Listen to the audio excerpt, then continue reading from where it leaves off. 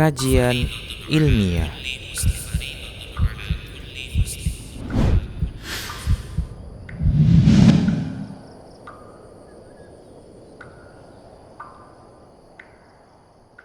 Bismillah, assalamualaikum warahmatullahi wabarakatuh. Innal hamdalillah nahmaduhu wa nasta'inuhu wa nastaghfiruh wa na'udzu billahi min syururi anfusina wa min sayyiati a'malina. Man yahdihillahu fala mudhillalah wa man yudlilhu fala hadiyalah. Wa asyhadu an la ilaha illallah wahdahu la syarikalah.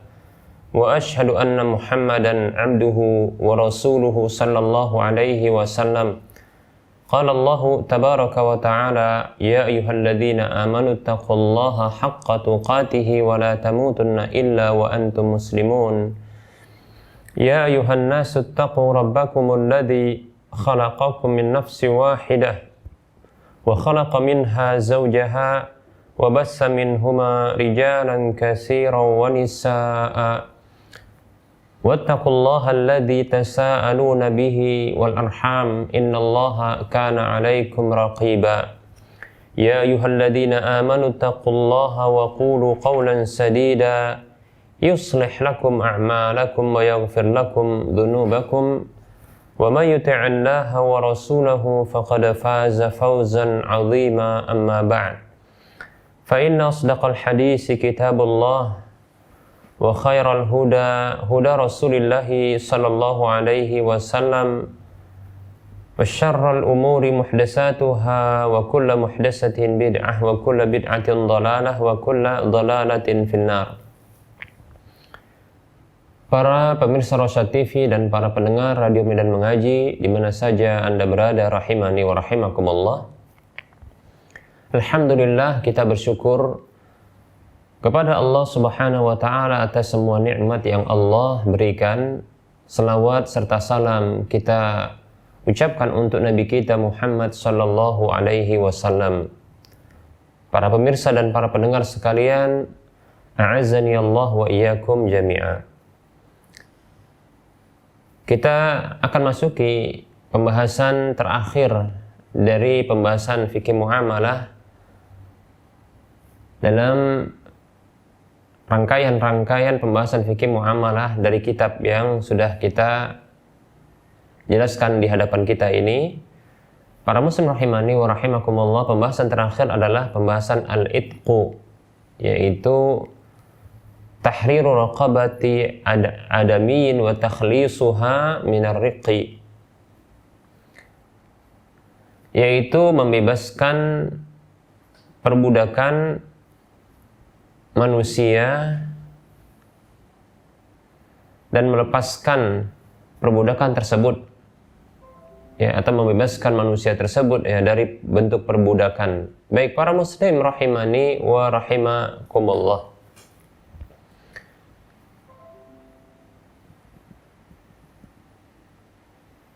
sesungguhnya tatkala Islam datang, perbudakan ini telah ada dan pintunya sangat banyak.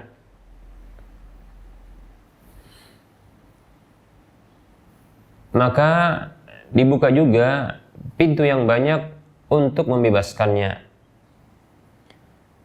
Hukum asal manusia adalah dia merdeka, bukan budak, kecuali dari satu jalur saja, yaitu tawanan dari sebuah peperangan.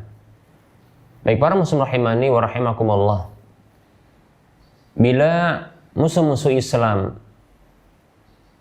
tatkala mereka mendengar pembahasan tentang budak, bagaimana di dalam Islam budak ini boleh dijual belikan, boleh dia dihibahkan, boleh dia diwariskan, begitu juga budak wanita secara khusus, maka ini boleh untuk digauli. Maka mereka, musuh-musuh Islam, bangkit untuk menyudutkan Islam secara bersama dengan penuh gembira. Mereka menuduh Islam adalah agama perbudakan. Nah, para muslim rahimani wa rahimakumullah. Nah, terkadang mereka mengambil secara parsial info dan informasi, begitu juga ya berita dari sebahagian sumber-sumber referensi dalam Islam. Mereka tidak menyampaikannya secara utuh. Bagaimana Islam sebagai agama yang rahmatan lil alamin itu datang untuk memberlakukan kerahmatan itu kepada seluruh alam. Seperti tadi kita sebutkan bahwasanya ketika Islam datang, maka sesungguhnya perbudakan itu telah ada dan telah lama juga ada. Bahkan perbudakan ini sesungguhnya diberlakukan sebelum yaitu diberlakukan pada agama-agama sebelum Islam. Bahkan di semua agama ini sepertinya ada perbudakan. Itu semua agama yang samawi. Yang kita merasa aneh adalah agama-agama seperti Yahudi dan Nasrani yang mereka menuduh Islam sebagai agama perbudakan. Padahal perbudakan itu telah mereka berlakukan terlebih dahulu sebelum kita, karena mereka adalah agama yang lebih dahulu ada sebelum Islam ini datang. Baik, para muslim rahimani wa rahimakumullah, ini menunjukkan ketidakadilan di dalam menyampaikan berita untuk menyudutkan Islam, dan ini sebagai bentuk ketidakridhaan mereka terhadap Islam. Allah berfirman, a'udzu billahi minasyaitonir rajim, wa lan tarda 'ankal yahudu wa lan nasara hatta tattabi'a millatahum. Orang-orang Yahudi dan Nasrani tak akan pernah ridho denganmu sampai engkau mengikuti ajaran mereka. Nah, di antara bentuk ketidakridhaan mereka tersebut adalah dengan menyudutkan Islam, menjelek dan memperburukkan Islam. Demikian, yaitu dengan cara menyebutkan satu bentuk ajaran di dalam agama Islam yang mereka ambil secara parsial, kemudian mereka sebutkan sisi buruknya. Di antaranya adalah perbudakan. Sayangnya mereka tidak menyebutkan secara utuh. Oleh karenanya para muslim rahimani wa rahimakumullah, pembahasan tentang al-itqu dalam bab muamalah ini, yaitu pembebasan budak, ini menjadi sebagai tema bantahan terhadap tuduhan-tuduhan tersebut. Bahkan ini mencerahkan kepada saudara-saudara seiman, bahkan bukan hanya kaum muslimin, saudara-saudara seiman, bahkan ini akan mencerahkan kepada siapapun dari manusia yang mengetahui ajaran Islam ini, bahwasanya sesungguhnya Islam itu datang bukanlah untuk memperbudak manusia. Bahkan Islam itu datang untuk meminimalisir perbudakan. Demikian. Karena Islam ketika datang, perbudakan telah ada. Bahkan pintunya begitu banyak sekali. Banyak sekali pintunya. Di antara bentuk perbudakan tersebut adalah contohnya di dalam agama Yahudi adalah orang yang mengambil mencuri barang dan kemudian diketahui barang tersebut dia mencurinya, maka dia bisa dijadikan budak bagi orang yang memiliki barang yang dicurinya tersebut. Wallahu ta'ala a'lam. Demikian. Oleh karenanya Islam datang untuk membuka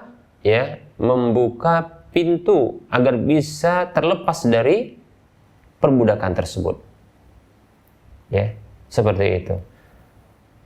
Lihat para muslim rahimani wa rahimakumullah, untuk menghilangkan perbudakan ini sulit.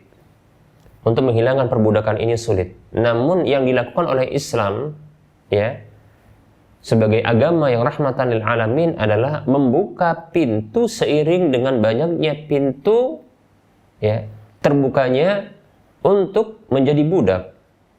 Kita ulangi, ya. Ketika Islam datang, perbudakan itu telah ada. Dan pintu-pintu perbudakan itu sangat banyak. Maka yang menjadi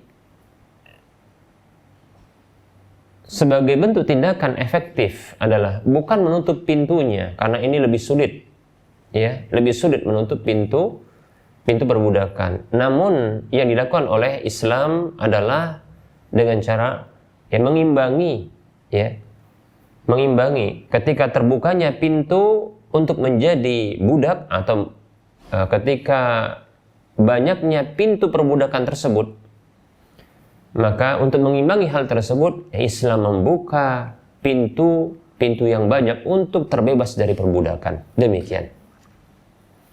Baik para muslim rahimani wa rahimakumullah. Nah, ini luar biasanya, ya, luar biasanya Islam. Itu agama yang Allah Subhanahu wa ta'ala turunkan kepada manusia. Agama kebenaran, agama petunjuk, demikian. Tadi juga kita katakan bahwasanya manusia itu hukum asalnya adalah merdeka, bukan budak. Ya. Tidak boleh mereka ini dituduh sebagai budak atau diklaim sebagai budak. Ya. Dan tidak ada satu sebab seseorang itu menjadi budak kecuali dengan satu jalan saja, yaitu orang-orang yang kafir, yang mereka itu menyerang kaum muslimin, yang mereka kalah dalam peperangan lalu tertawan, nah mereka ini yang akan menjadi budak. Itu pun bila ingin ditawan. Andaikan dibebaskan maka tidak ada perbudakan. Demikian. Baik para muslim rahimani wa rahimakumullah, andaikan pun ini terjadi, yaitu tawanan-tawanan perang ini dari orang-orang kafir yang mereka memerangi kaum muslimin, lantas mereka kalah perang,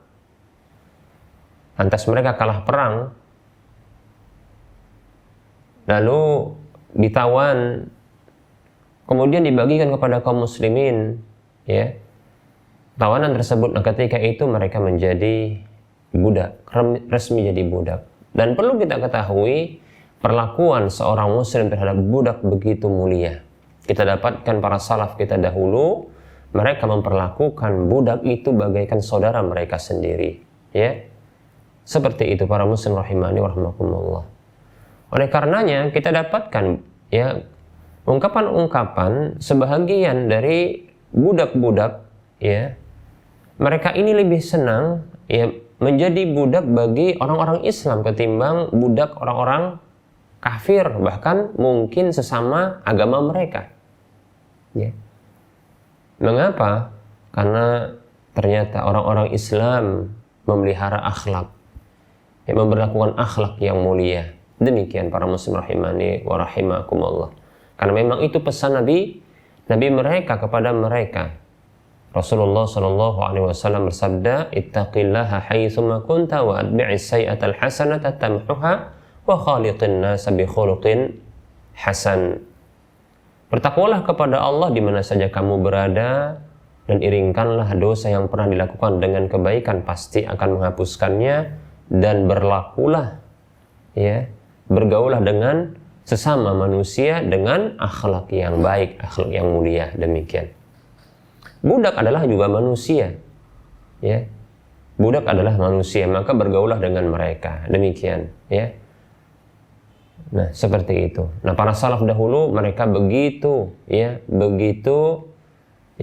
memuliakan budak ini, ya. Bahkan, ya, tidak bisa dibedakan antara budak dan tuan, ya, karena sama, ya. Karena sama. Demikian para muslim rahimani wa rahimakumullah. Hanya saja dalam hukum memang dia dibedakan. Namun dalam akhlak tidak dibedakan, dalam hukum dibedakan. Ya seperti contohnya ya budak ini yang boleh diperjualbelikan, ya budak ini dia boleh untuk dihibahkan. Budak ini kalau dia perempuan boleh digauli, demikian. Ya. Hanya saja dalam perlakuan ya umat Islam begitu memuliakan, ya. Dan di zaman itu, di kala itu, para budak itu tidaklah menyalahkan perbudakan itu karena memang telah ada. Ya. Memang telah ada sesuatu yang memang berlaku di masyarakat, demikian. Seperti itu. Mereka tidak bisa memilih antara jadi budak atau tidak jadi budak karena sesungguhnya ya itu kondisional ketika itu. Kalau mereka kalah perang ya demikian, ya sampai mereka ya akan diperjualbelikan. Ya. Seperti itu. Para muslim rahimani wa rahimakumullah, diperjualbelikan, dimiliki dan seterusnya. Hanya saja orang-orang Islam ya begitu disukai oleh ya para budak-budak ini. Mereka mengakui orang-orang Islam yang begitu mulia akhlaknya, demikian. Oleh karenanya kita dapatkan banyak para budak ini yang mereka masuk Islam. Para budak ini yang mereka masuk Islam karena tertarik dengan akhlak, ya dengan ajaran Islam yang begitu memukau, akhlak yang luar biasa, demikian. Seperti itu para muslim rahimani wa rahimakumullah, ya. Mereka memperlakukan budak itu betul-betul sebagai manusia, demikian. Dalam perlakuan akhlak, hanya saja dalam hukum memang dia dibedakan. Pun kalau seandainya ada dalam hukum contoh ya seperti kebolehan ya seorang tuan yang memiliki budak wanita untuk menggaulinya. Nah, menurut pendapat yang kuat, ketika sang budak tersebut melahirkan anak dari tuannya, maka budak wanita ini disebut dengan ummul walad, sehingga ummul walad ini pun menjadi bebas seperti itu. Ini menurut pendapat yang kuat. Wallahu ta'ala alam, demikian. Nah, begini para muslim rahimani wa rahimakumullah. Nah, belum lagi apabila kita perhatikan ternyata ya di dalam Islam ini ya begitu dimotivasi untuk membebaskan budak. Bukan memperbudak, ya, bukan memperbudak.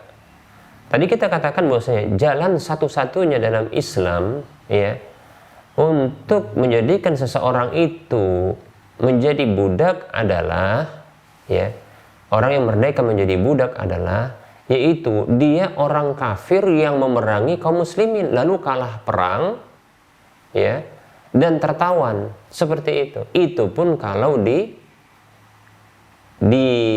ditawan dan dibagikan kepada kaum muslimin. Namun apabila ya dibebaskan maka terbebaskan. Seperti tawanan perang Badar dibebaskan. Demikian ya, tidak menjadi budak. Baik para muslim rahimani wa rahimakumullah, cuma satu jalan saja dan itu sulit. Dan itu sulit. Ya. Sulit untuk mendapatkan ya budak karena harus ada peperangan. Dan perlu kita ketahui dalam Islam, peperangan itu adalah yang tertinggi, jalur terakhir. Karena Islam bukan menghendaki peperangan di awal. Tapi Islam mengajak manusia untuk mempertuhankan zat yang satu yang menciptakan mereka, yang menanggung rezeki mereka, yang memelihara mereka, yang mengatur kehidupan mereka. Demikian. Yang selalu berbuat baik kepada para hamba-hambanya. Islam mengajak manusia untuk menjadikan zat yang satu ini sebagai sesembahan. Demikian. Diajak terlebih dahulu. Didakwahkan seperti itu untuk mempertuhankan ya zat yang satu, menyembah zat yang satu. Demikian. Bukan tiba-tiba perang, tidak demikian. Islam ya tidak seperti itu. Tidak seperti digambarkan oleh musuh-musuh Islam sebagai agama yang haus darah, tidak. Ya. Demikian para muslim rahimani wa rahimakumullah. Hanya orang-orang yang melihat Islam dengan objektif lah yang akan bisa mendapatkan hal seperti ini. Adapun menilai Islam dengan subjektif, yaitu pribadi-pribadi, individu-individu, orang-orangnya, oknum-oknumnya, maka kita katakan kita pun, umat Islam pun, saya pun, sebagian saudara-saudara saya pun yang muslim, ya, mungkin menilai saudaranya yang lain pun, kita pun kecewa. Kenapa demikian? Kenapa mereka tidak mempelajari Islam? Mungkin sebahagian, ya, sebagian orang-orang soleh ketika menilai saya pun, ya mereka kecewa. Kenapa orang Islam demikian? Begitu. Ya. Karena Islam tidak demikian. Ya, menginginkan lebih. Karena Islam itu memang agama yang mulia, mengajarkan kemuliaan. Ya, demikian para muslim rahimani wa rahimakumullah. Ajaran agama yang mengajarkan akhlak mulia, demikian. Baik para muslim rahimani wa rahimakumullah. Nah, ini ya, jika melihat Islam dari sudut pandang objektivitas, maka dia akan dapatkan Islam yang sesungguhnya tanpa dia melihat kepada ya subjeknya, yaitu individu-individu, oknum-oknum. Ya, demikian para muslim rahimani wa rahimakumullah. Lihat ajarannya, bukan lihat orangnya. Demikian para muslim rahimani wa rahimakumullah. Islam ajaran yang rahmatan lil alamin, Islam ajaran akhlak, Islam ajaran kebaikan, ya. Islam ya mengajarkan tentang bersopan santun dan seterusnya para muslim rahimani wa rahimakumullah, dari kebaikan-kebaikan yang banyak yang ada pada agama Allah ini. Baik para muslim rahimani wa rahimakumullah.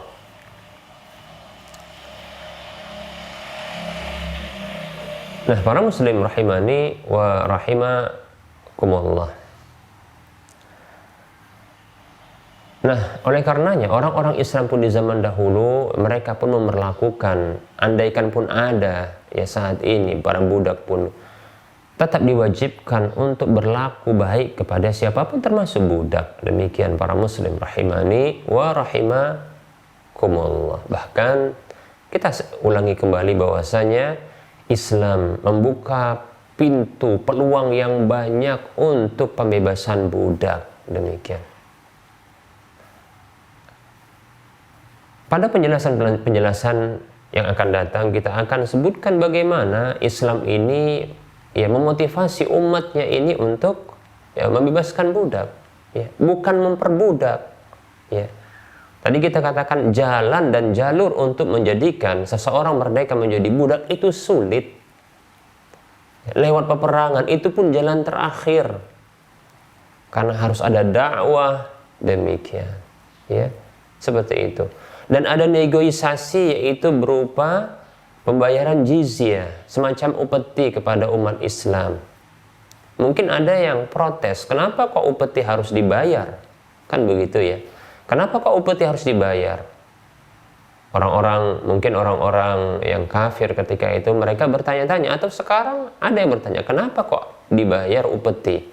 Ketika Islam tidak diterima, kenapa kok ditawarkan upeti? Baik para muslim rahimani wa rahimakumullah. Pembayaran upeti ini sebagai bentuk ya kompensasi, yaitu sebagai bentuk kompensasi. Walaupun barangkali ya, pernyataan saya ini mungkin butuh diluruskan, tapi kita katakan para muslim rahimani wa rahimakumullah, karena ini memang ada, yaitu ada buktinya bahwasanya ketika satu negeri kafir yang mereka ketika memerangi kaum muslimin, ya, memusuhi kaum muslimin, ya, lantas umat Islam mengajak mereka untuk apa? Untuk masuk pada Islam, menyembah zat yang satu, Tuhan yang satu, ya.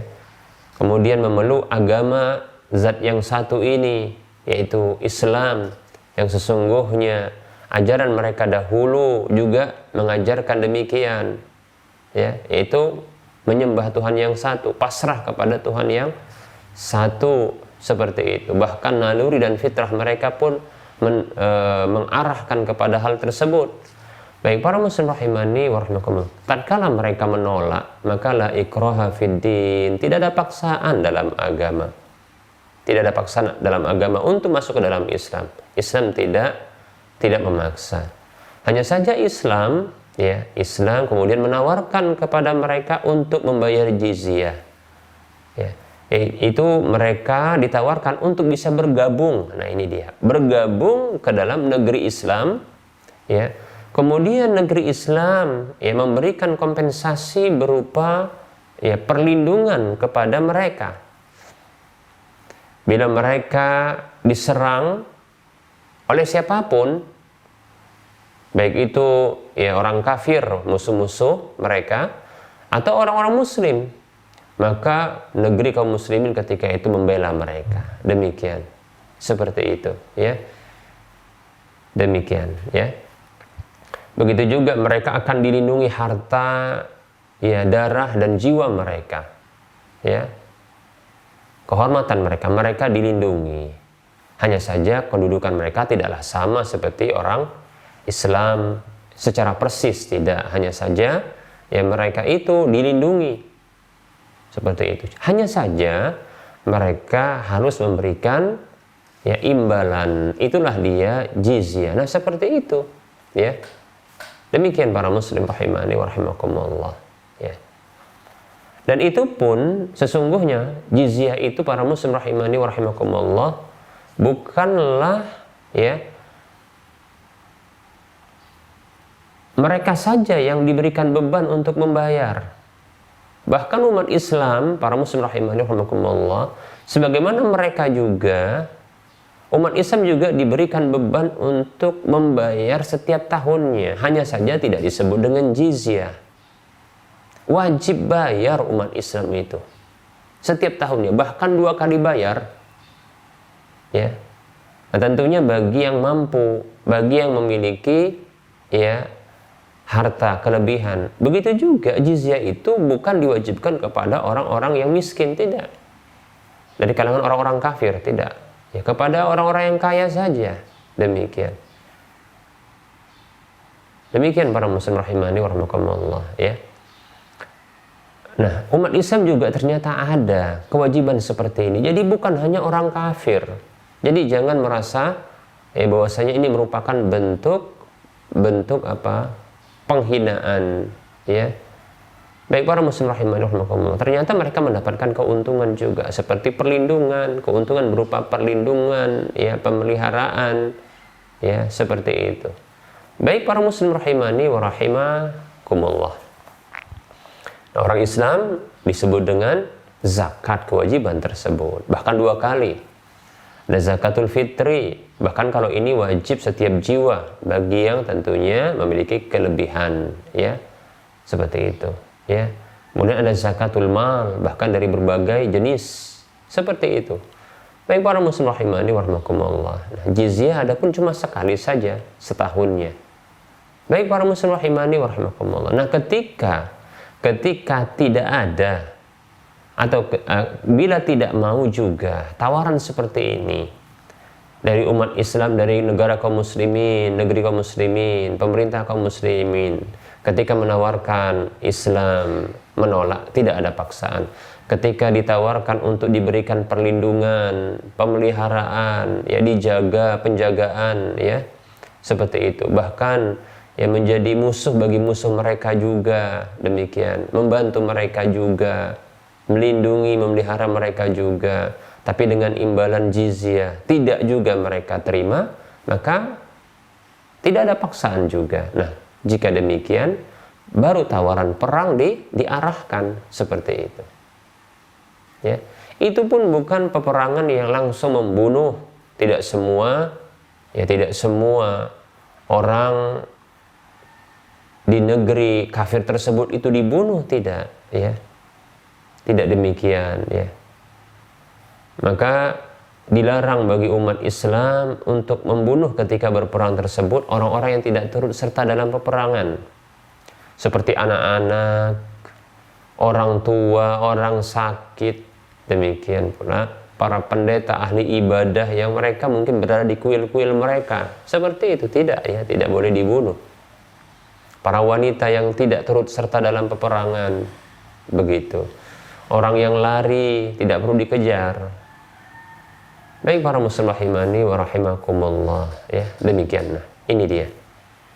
Baik ya para muslim rahimani wa rahimakumullah. Jadi ya demikian Islam ini, ya, bukan agama yang kejam, sangar begitu ya, sadis, bukan ya. Ya, maka objektif di dalam menilai. Kalau terjadi peperangan lantas kalah ya orang-orang kafir tersebut, lalu ada sebagian yang tersisa hidup lantas ditawan. Nah, mereka inilah nanti bila tidak dibebaskan, maka mereka ini akan menjadi budak. Demikian. Sulit sekali untuk mendapatkan budak, itu bukan mudah. Demikian. Baik para muslim rahimani wa rahimakumullah. Namun ternyata begitu didapatkan pun budak, ternyata Islam memotivasi umatnya untuk membuka pintu selebar-lebarnya untuk pembebasan budak tersebut, ya. Baik para muslim rahimani wa rahimakumullah, mulai dari ada motivasi secara menyendiri, ya, tentang pembebasan budak itu, ya. Bahkan pembebasan budak itu ya akan berakibat baik dengan bebasnya dari api neraka. Nanti akan kita sebutkan dalilnya. Begitu juga setiap bentuk ya tebusan-tebusan kriminal atau tebusan-tebusan kesalahan yang dilakukan oleh orang-orang Islam, ternyata didapatkan di dalam tebusan-tebusan tersebut ada bentuk tebusan, ya, itu dengan pembebasan budak, ya. Baik para muslim rahimani wa rahimakumullah, membunuh baik sengaja atau tidak sengaja. Bila sengaja membunuh, pihak keluarga yang dibunuh ternyata memaafkan, yaitu tidak memberlakukan kisos dengan hukum bunuh juga. Ini sama-sama muslim, ya. Di kalangan kaum muslimin terjadi contohnya pembunuhan.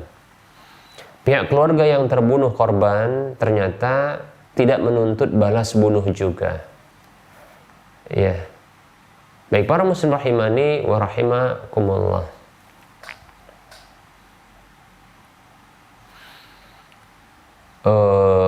Ini bukan pembunuhan yang sengaja, ya, pembunuhan yang tidak sengaja. Pembunuhan yang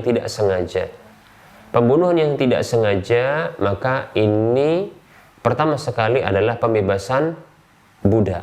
Demikian. Di sana ada pembebasan budak. Itu dalam pembunuhan yang tidak sengaja. Kemudian ada pembunuhan, ada juga kesalahan yang lain seperti contohnya, ya, ketika seseorang melakukan hubungan badan di siang hari Ramadan, ketika berpuasa di bulan Ramadan melakukan hubungan badan, maka di sini ada pembebasan budak di antara salah satu bentuk tebusannya.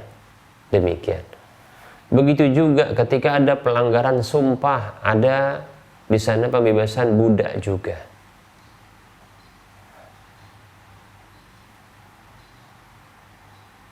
Begitu juga ketika zihar, ya, yaitu menyamakan istrinya dengan orang tuanya, ya,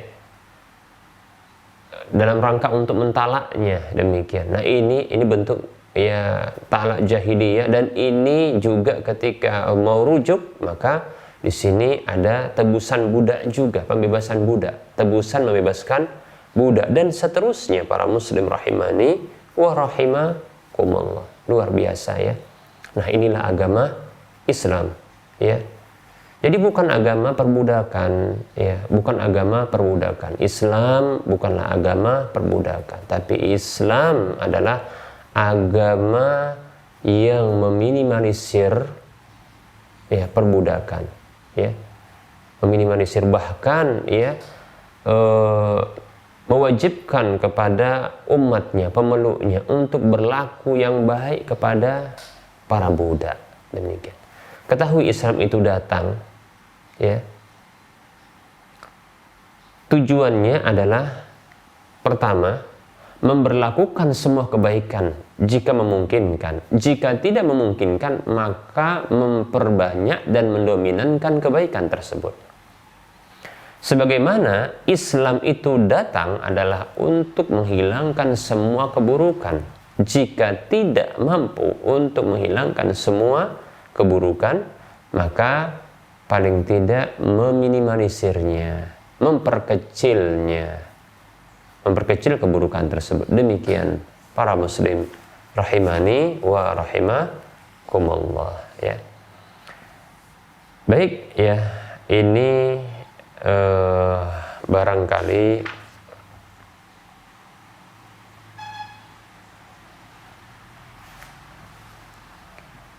materi yang bisa kita sampaikan, tapi satu hadis yang akan kita sampaikan terkait dengan apa yang kita sebutkan. Nanti barangkali pada waktu mendatang juga kita akan sebutkan hadis yang sama, yaitu ketika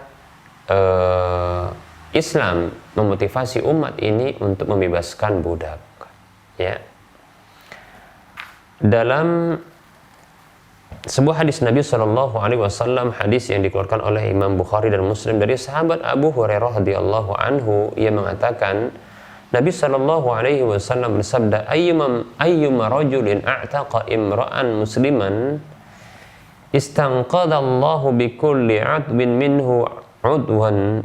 Kita ulangi, ayyuma rajulin a'taqa imra'an musliman istanqadallahu bikulli 'udwin minhu 'udwan minan nari. Muttafaqun alaihi.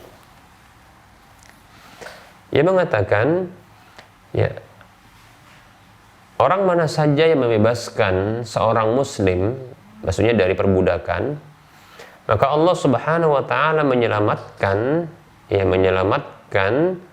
dengan setiap, ya, anggota tubuh darinya, itu dari budak tersebut, muslim, seorang muslim tadi, ya, satu anggota tubuh dari api neraka. Artinya gini, dibalas dia, ya. Kalau contohnya kemampuan seseorang, ya, contoh ini untuk membebaskan seorang muslim, ya, dari perbudakan yang diperbudak oleh orang lain begitu, ya. Dia hanya mampu, mungkin karena uangnya terbatas, ini patungan begitu, ya. Oh, mungkin dia punya uang sekitar 20 juta. Sementara mungkin harga satu budak mungkin contoh ini, kan, sulit saat ini untuk bisa dikonversikan dengan nilai rupiah, karena memang tidak ada, ya, budak itu, ya, saat ini sulit kita mencarinya, bahkan mungkin tidak ada.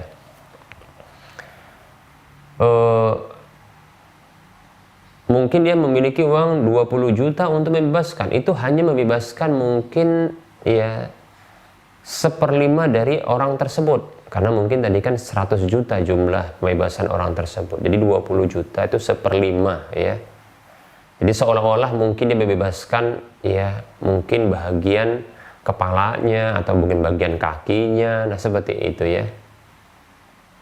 Maka jika mampu cuma seperti itu saja membebaskan budak, ya, maka dia seperti itu juga akan dibebaskan dari api neraka seukuran tubuh yang dibebaskan dari budak itu, ya, dari perbudakan, ya. Jadi seukuran orang tersebut yang dibebaskan dari perbudakan, seukuran itu pula dia akan dibebaskan, yaitu orang yang membebaskan tersebut dari api neraka. Seperti itu, luar biasa, ya. Demikian para muslim rahimani wa rahimakumullah. Nah ini, ya, tentunya ini motivasi yang besar. Demikian para muslim rahimani wa rahimakumullah.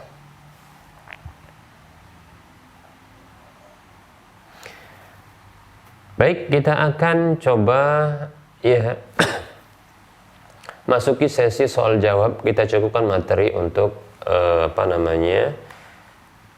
penyampaian materi pada pertemuan kali ini. Insyaallah taala kita akan lanjutkan pada waktu mendatang ya, insyaallah taala.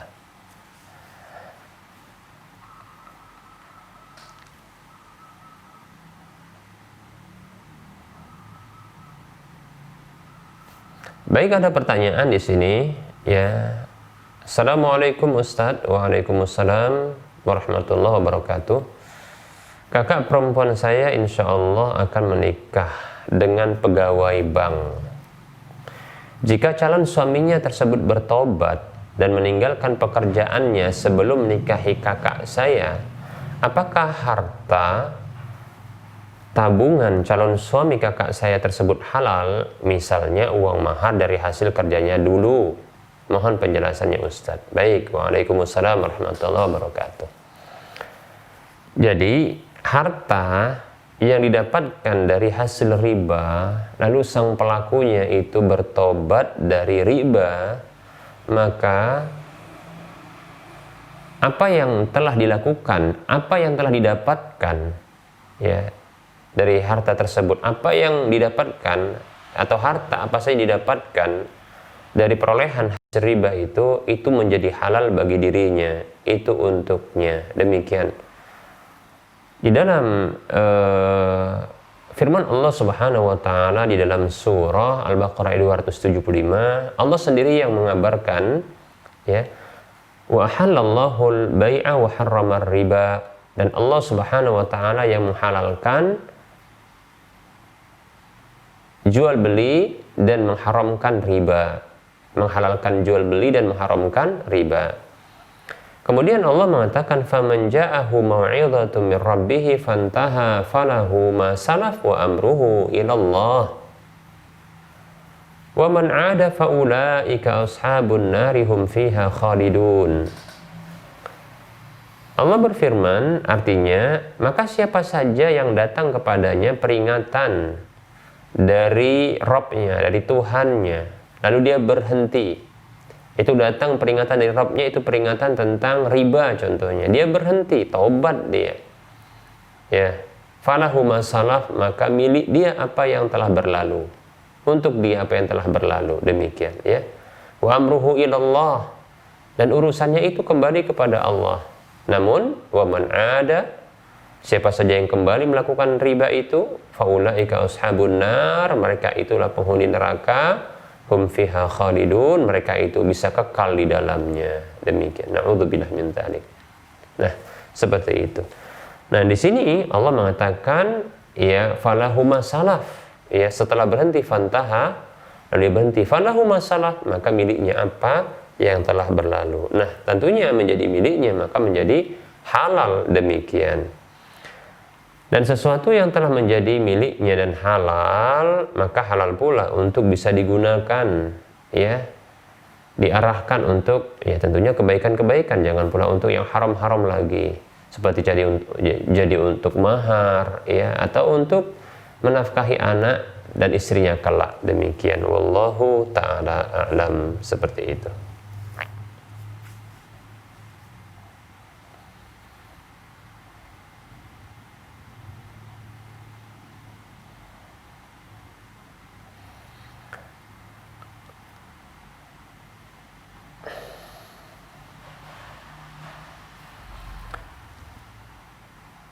Baik, kita akan melanjutkan pertanyaan berikutnya. Seperti ini, ya. Assalamualaikum warahmatullahi wabarakatuh. Waalaikumsalam warahmatullahi wabarakatuh. Ustadz, semoga sehat walafiat. Amin, ya. Izin konsultasi Ustadz. Di kantor saya diberikan hak fasilitas kepemilikan mobil, ada SK-nya. Setelah dibayarkan kantor, setengah dibayarkan kantor, setengah lagi diharuskan cicilan via bank yang kerjasama dengan perusahaan orang yang bekerja ini tadi ya, yang bekerja sang penanya ini.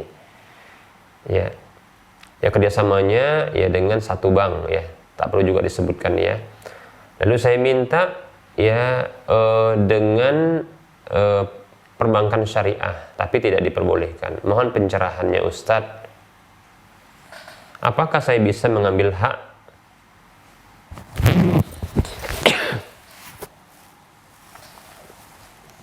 Alhamdulillah, maaf ya.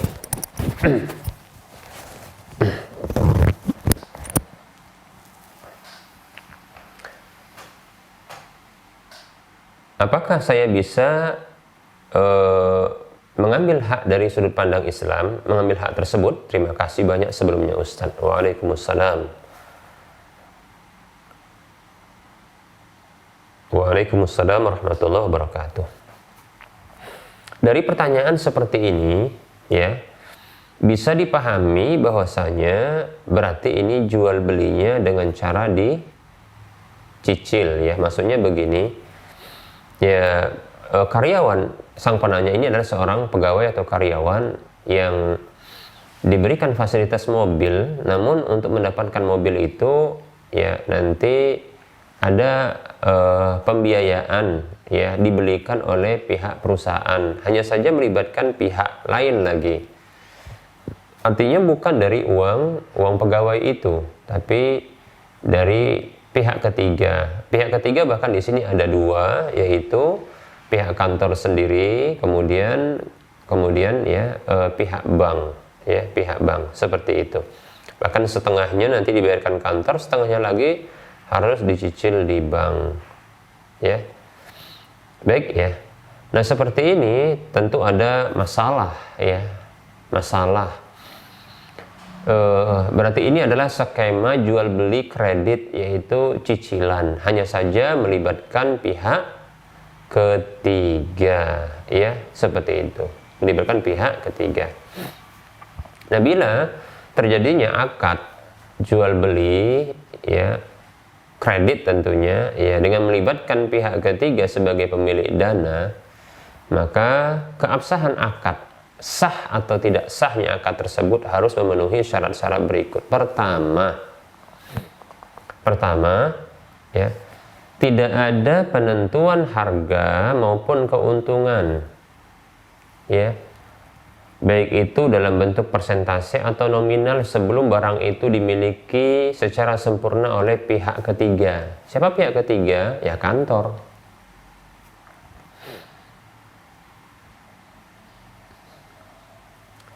Seperti itu, ya, kantor atau bank. Kenapa? Karena pihak pertama dalam hal ini, ya, ada pegawai tersebut, ya, nanti akhirnya dia akan mencicil, ya, dia akan mencicil. Kemudian, ya, nanti setengahnya dibayarkan oleh kantor, kemudian nanti setengahnya dicicil. Nah, seperti itu. Jadi seperti ini hutang, ya.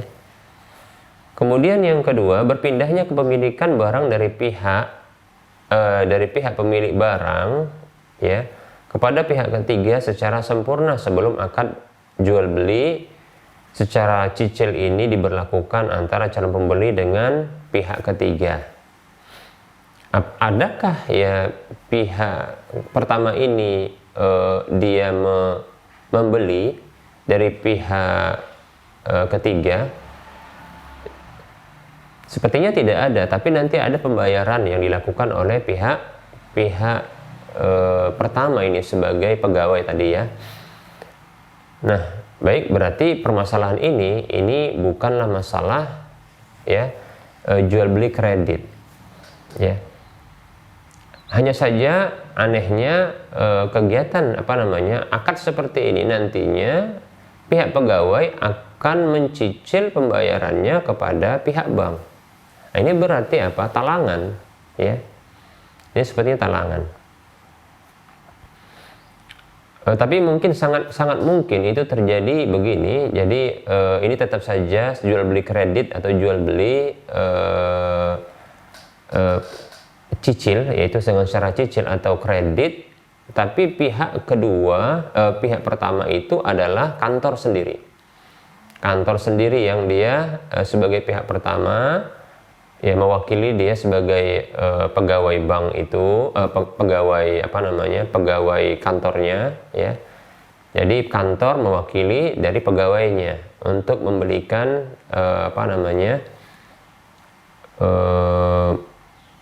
membelikan barang berupa mobil seperti itu ya. Tentunya ke dealer begitu ya. Hanya saja ini melibatkan pihak ketiga, dalam hal ini adalah bank seperti itu ya. Tadi mau diarahkan ke bank syariah, ternyata tidak disetujui demikian.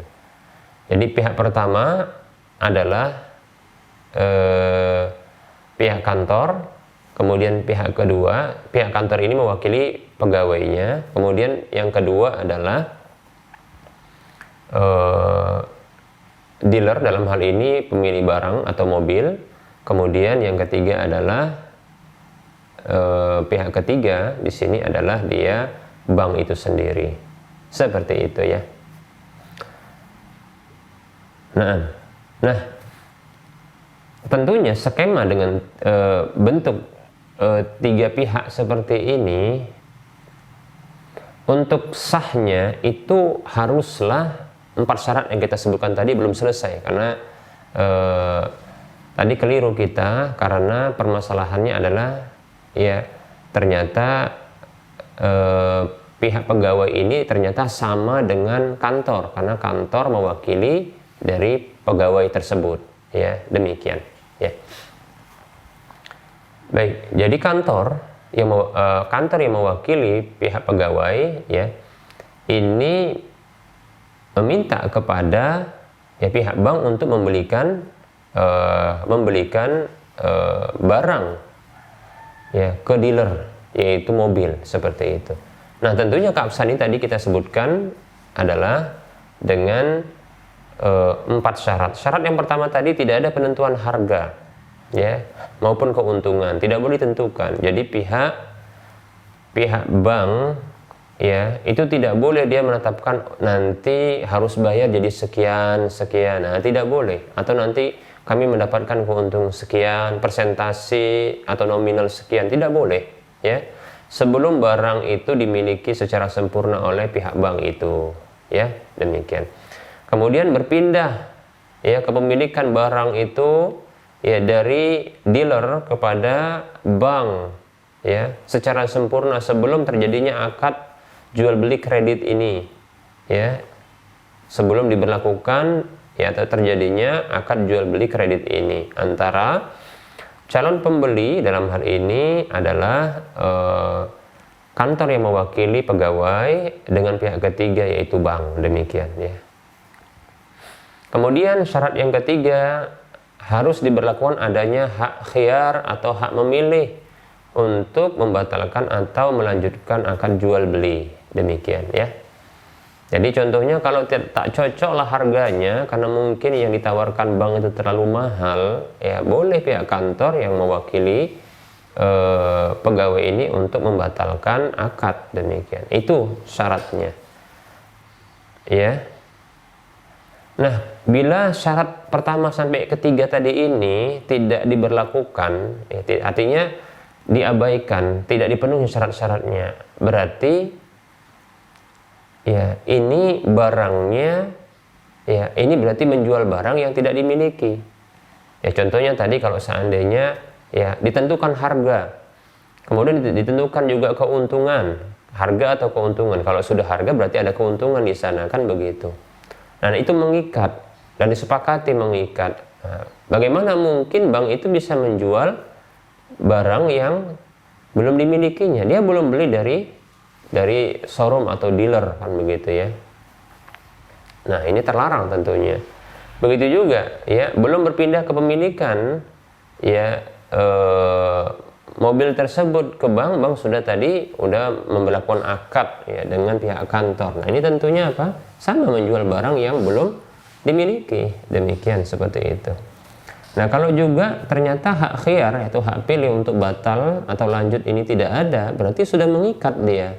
Kalau sudah mengikat seolah-olah ya sudah ada kepastian beli, padahal hanya sekedar mungkin janji beli. Nah, seperti ini berarti seolah-olah memang terjadinya jual beli padahal barang belum dimiliki ya. Rasulullah mengatakan la tabi' ma laisa indak, janganlah engkau jual barang yang belum engkau miliki. Demikian para muslim rahimani wa rahimakumullah.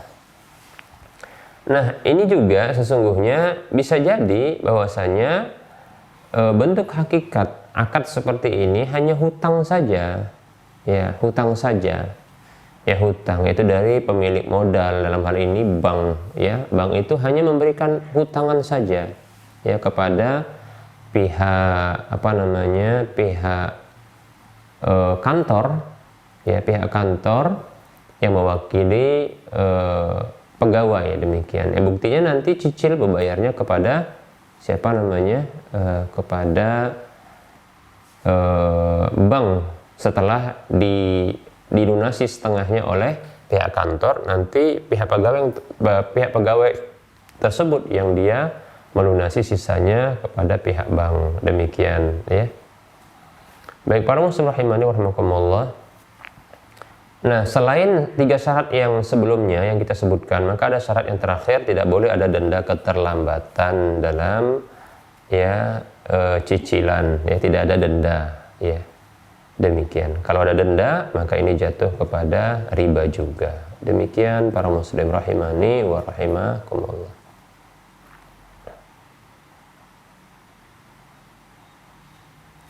Ada pertanyaan, assalamualaikum Ustaz. Waalaikumsalam warahmatullahi wabarakatuh. Semoga dirahmati oleh Allah Jalla Jalaluh. Begitu juga dengan keluarga, amin. Wa antum kadzalik. Ana hamba Allah di Padang mau tanya, bolehkah ketika berzikir baik setelah habis salat fardu, zikir pagi dan petang sambil mendengarkan kajian TV? Syukron. Saya kira ya kurang adab ya, namanya zikir, berarti kan zikir itu ada 2 ya, zikir itu ada 2, ada namanya sebenarnya ada 3 zikir itu, sebagaimana iman itu ada 3 ya, zikir itu pun ada 3. Ada namanya zikir dengan lisan ya, itu disebut dengan mengucapkan, membaca ya. Ada yang zikir dengan ingatan, mengingat, itu zikir juga artinya ya. Ada zikir dengan anggota badan, zikir dengan hati, dengan ingatan, itulah dia dengan hati sama. Zikir dengan perbuatan yaitu dia menjaga perbuatannya ya, senantiasa selalu dia sesuai dengan keridhaan Allah, maka ketika itu dia disebut dengan zikir ya, karena dia seolah-olah ingat dengan Allah, demikian ya. Nah, ketika kita zikir tentunya zikir yang sempurna ya, zikir yang sempurna adalah dengan menggabungkan ketiga hal ini ya, yaitu ketika kita zikir, lisan menyebutkan ya, kemudian hati kita mengingat ya, kemudian anggota badan kita pun kita sesuaikan, demikian. Begitu. Baik para muslim rahimani wa rahimakumullah. Ya contohnya kalau walaupun terkadang tidak bisa bersamaan, karena zikir dengan anggota badan yaitu adalah seperti ketika ya terdengar azan, maka ketika itu kita pun berzikir. Seperti mendengarkan azan, maka kita berzikir, membaca dengan bacaan seperti bacaan imam ya, membaca seperti bacaan muadzin, bukan imam ya. Kata Rasulullah SAW, man sami'an nida'a ya faqulu mislama ya faqulu mislama yaqul muadzin ya, siapa saja mendengarkan azan maka hendaklah dia membaca seperti bacaan ucapan dari muadzin tersebut, demikian. Nah, ketika membaca itu ya, maka itu dengan lisan, kemudian hati kita juga mengikuti, memahami dan membesarkan ketika Allahu Akbar, ini contoh itu zikir kan ya, maka kita katakan Allahu Akbar, hati kita membesarkan, lisan kita mengucapkan.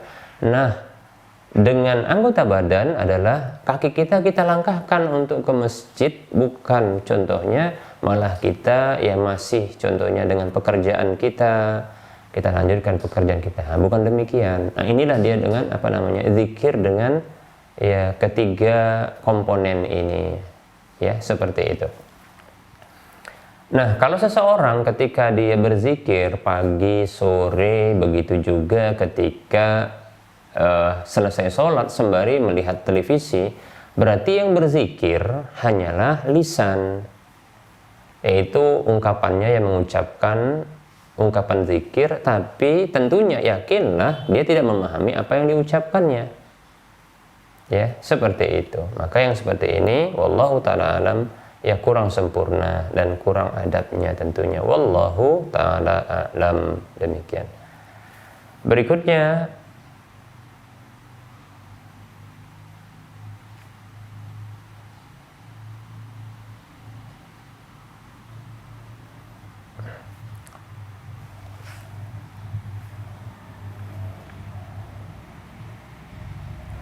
Assalamualaikum Ustadz. Waalaikumsalam warahmatullahi wabarakatuh. Ana mau bertanya, apakah seorang suami yang mengatakan kutalak 3 kau, gitu bahasanya ya, kasar kali ya. Ya karena marah ya mentalak seperti itu ya. Kutalak 3 kau katanya. Ini orang Medan begini ya. Kutalak 3 kau kepada istrinya. Ya. Itu jatuh talak 3 sah atau tidak Ustaz? Ya, mohon penjelasannya. Syukron. Afwan. Waalaikumsalam warahmatullahi wabarakatuh. Ya. Para ulama mereka berbeda pendapat tentang ya lafdzut talaq bilafdzin salas ya fi majlis aqdi, ya, yaitu mereka berbeda pendapat tentang lafadz talak dengan 3 langsung itu di majelis akad, ya. Namun yang seperti ini ya sepakat mereka bahwasanya lafadz ini lafadz yang bid'ah dan keliru yang seperti ini, ya. Hanya saja mereka berbeda pendapat apakah ini jatuhnya talak 1. Ya maksudnya apakah ini hanya 1 talak saja yang jatuh, ataukah dia ini langsung 3. Para ulama mereka berbeda pendapat, ya. Pendapat yang pertama setahu saya bahwasanya ya ada yang mengatakan bahwasanya ini talaknya jatuh talak 3. Ya, ini jatuh kepada talak 3 demikian, ya. Sesuai dengan apa yang dilafadzkan. Kemudian pendapat yang kedua mengatakan ya tidak jatuh, ya, kecuali hanya terhitung 1 talak saja demikian, ya. Kemudian ada pendapat yang lain kalau tidak salah dengan menggabungkan, ya. Nah, apabila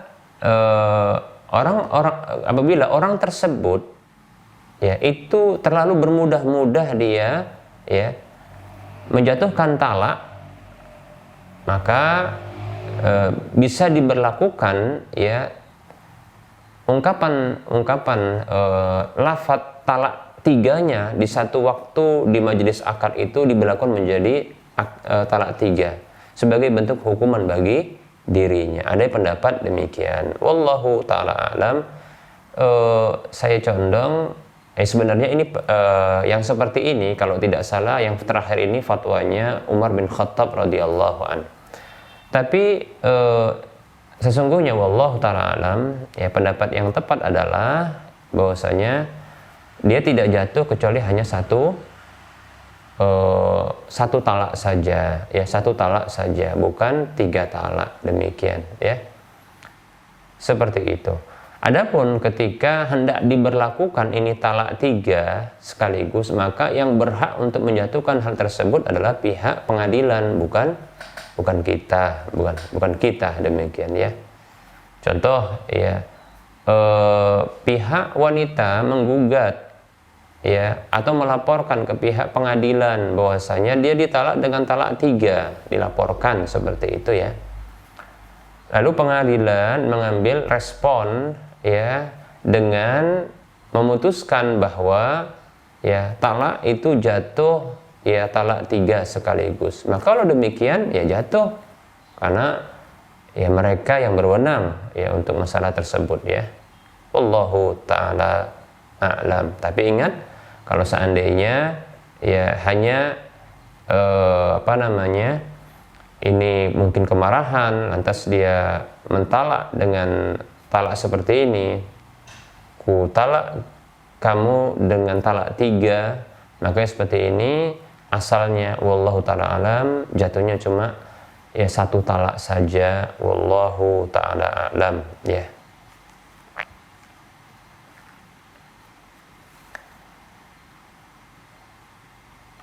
Baik, barangkali ini saja yang bisa kita sampaikan. Mohon maaf atas segala kekurangan dan kesalahan. Kebenaran datangnya dari Allah Subhanahu wa taala, yang keliru dan yang salah itu adalah saya, dan tentunya ada dorongan-dorongan nafsu, begitu juga ya bisikan syaitan. Kepada Allah saya mohon ampun, kepada para hadirin sekalian saya mohon maaf. Wassallallahu ala Muhammad wa ala alihi wa ashabihi ajma'in. Kepada para pemirsa dan para pendengar sekalian, kita bertemu di lain kesempatan ya. Subhanakallahumma wa bihamdika asyhadu an la ilaha illa anta astaghfiruka wa atubu ilaika. Walhamdulillahirabbil alamin. Assalamualaikum warahmatullahi wabarakatuh.